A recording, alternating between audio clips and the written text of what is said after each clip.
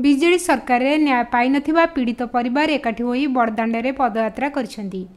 महाप्रभुंक उद्देश्य रे सिंहद्वार रे दीपदान करने सह नुआ सरकार पाखरे न्याय पाई गुहारी करिसेंती। परीर बापा अशोक साहू, पिहुर माँ मोनालिसा नायक, अमृतर माँ सुलोचना दास, सीतार बापा प्रसन्न पल्ले, रश्मितार बापा सुकांत सेनापति, रमेश मल्लिक परिवार, महांगा जोगेश साहू परिवार न्याय पाई बड़दाण्ड रे पदयात्रा करिसेंती।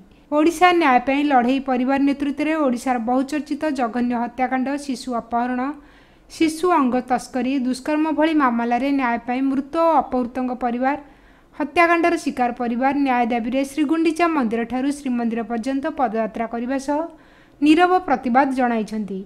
एही पदयात्रा रे ओडिशा न्याय पाई लड़ई परिवार राज्य सभापति श्री सुब्रत दास समेत संपादक दिलीप कुमार साहू, मुखपात्र उमेश कुमार जेना प्रमुख सामिल थिले। आज्ञा आम 4.5 वर्ष हो गलानी आम संघर्ष करुचु, किंतु ये सरकार थिले जो ब्रिटिश शासन ठार अधिक बड़ी जाइए आमको न्याय देवा बदल पुलिस गुंडा बाहिनी को लगे जो अत्याचार करें आम केबे भी कहीं आम पिला मानू हरेक जो कष्ट थिला ये सरकार जो पुलिस गुंडा बाहिनी को लगे जो कष्ट देइछन्ती जंत्रणा देइछन्ती से आखिलु निश्चिंत पड़ी सरकार ध्वंस हेले। तो आम जो नूतन सरकार नूतन सकाल जो सूर्य से आम आशा रखुचु नूतन सरकार आमको न्याय देबे।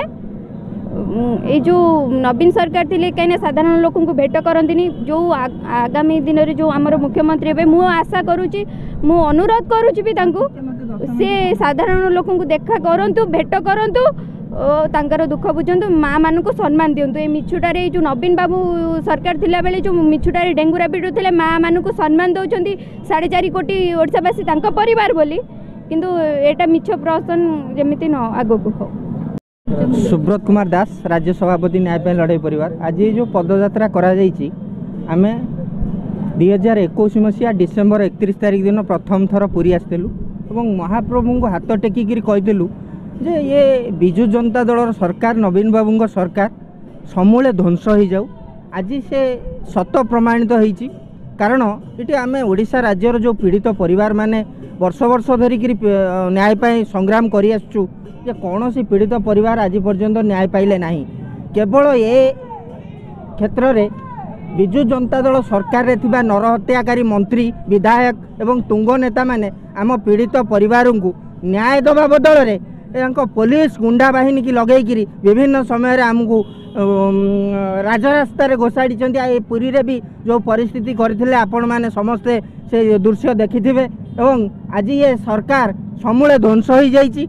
ए सरकार को ये ओडिशार जनसाधारण माने उठेइकिरी फोपाड़ी देइचंती। ए आमर आज सत्यर जय होइछि एवं ओडिशावासी को आमे आपणक माध्यम रे धन्यवाद देबु जे नरहत्याकारी नरपिशाच सरकार को समूले ध्वंस कर देइचंती।